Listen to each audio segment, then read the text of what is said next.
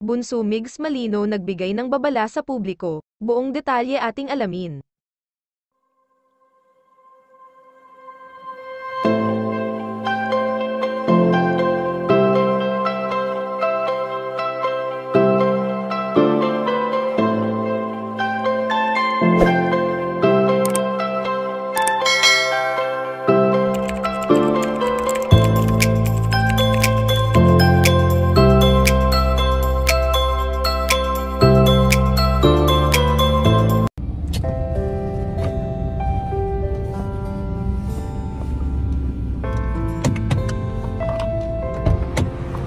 Pangga yung sasakyan.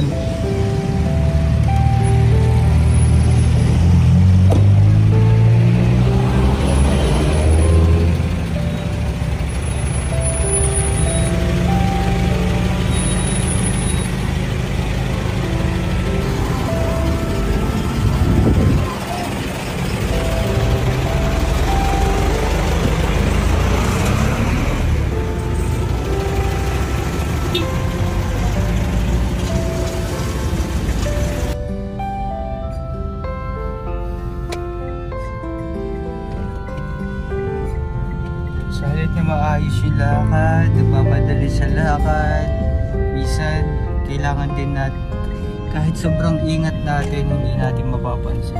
Kahit anong pag-iingat natin, kung yung mga nasa unahan natin, yung mga nasa paligid din natin ay hindi nag-iingat, ay siya talagang madidisgrasya. Kaya ang tanging gawin mo lang ay magdasal muna bago ikaw ay lumabas. Kahit pa paano hindi naman masyadong malakas yung pagkakabangga sa amin yung nasa unahan namin. Ang medyo naapektuhan yung nasa unahan